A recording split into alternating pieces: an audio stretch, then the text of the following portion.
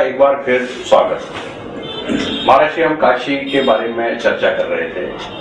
अब रास्ता कैसे निकलेगा? हमें तो कुछ समाधान निकालना पड़ेगा। काशी की जो ओरिजिनलिटी थी वो वापस लानी पड़ेगी।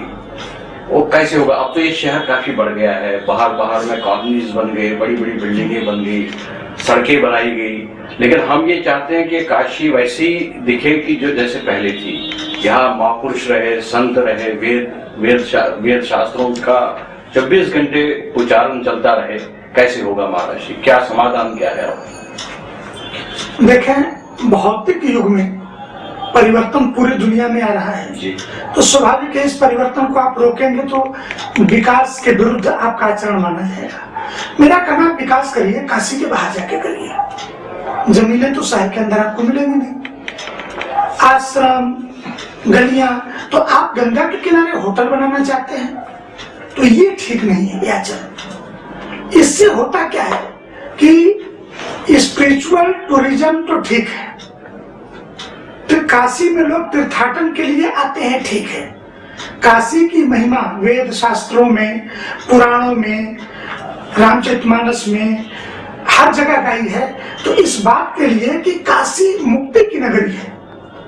काशी मरत जंतु अवलोकी, जा सुनाम फल करें विशोकी, इस काम के लिए है।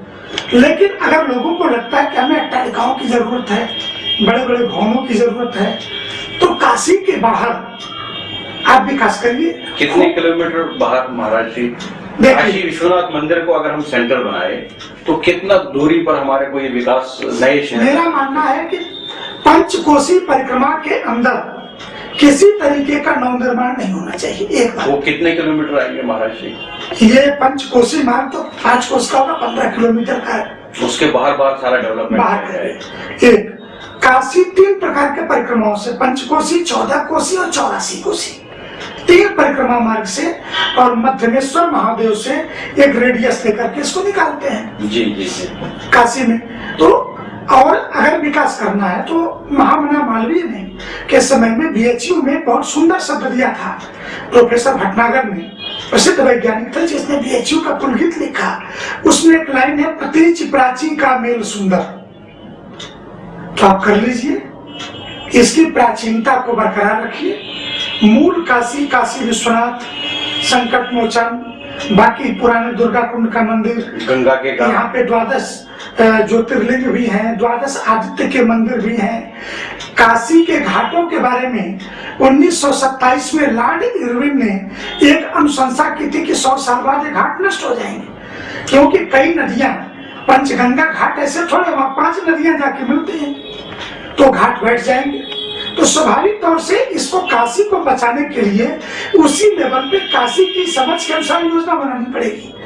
राजनीतिक भाषा में कहूं तो कोई सेंटियागो बनाने की बात करता है, कोई क्योटो बनाने की बात करता है, लेकिन काशी के मूल जो काशी में तपस्या कर रहे हैं, काशी में अध्ययन कर रहे हैं, काशी को जानते हैं, समझते हैं और काशी को जीते हैं, उनसे कोई नहीं पूछता कि काशी कैसे रहे, बनाई जाए, इसका कंजर्वेशन किस रूप में किया जाए, संरक्षण कैसे किया जाए और काशी विश्वनाथ मंदिर कैसे हो, इसको कोई नहीं पूछता। तो निश्चित तौर से अब वक्त आया है भारत सरकार के संस्कृति मंत्रालय को इन बातों पे ध्यान देकर के, अगर इसको हेरिटेज सिटी घोषित करना है तो आप 1952 के हेरिटेज एक्ट के अंतर्गत लाइए, राष्ट्रीय स्मारक एक्ट के अंतर्गत लाइए काशी को, उसके अनुसार इसका विकास करिए। तो कहीं न कहीं हमारे संविधान में भी एक व्यवस्था है, मानना तो हमें पड़ेगा। तो उसी रूप में काशी अपने मूल सांस्कृतिक अवधारणा, अपने धार्मिक स्वरूप, अपनी परिक्रमाओं के मार्ग के सहित काशी के जो विद्वान है, जिनको आदि शंकराचार्य ने मनीषी नाम शब्द से संबोधित किया है अनुशासनम में, जो शंकराचार्य ने अपने शंकर पीठों की व्यवस्था की, उसमें महानुशासनम और मनीषी, हाँ, उसमें मनीषी शब्द का इस्तेमाल किया।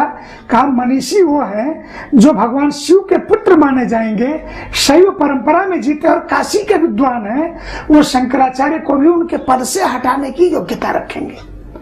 इतनी बड़ी अवधारणा मनीषियों के लिए, तो मनीषियों से भी पूछा जाए कि काशी कैसे संरक्षित हो, अन्यथा क्योटो के विद्वान, अमेरिका के विद्वान, रशियन विद्वान, अब ये आके बताएंगे कि काशी कैसे रहे। काशी के लोग चना चबैना गंगाजल जो पूर्व करतार, ऐसे लोगों को किनारे करके सूट बूट वाले लोग बताएंगे तो थोड़ी दिक्कत तो होगी हमें।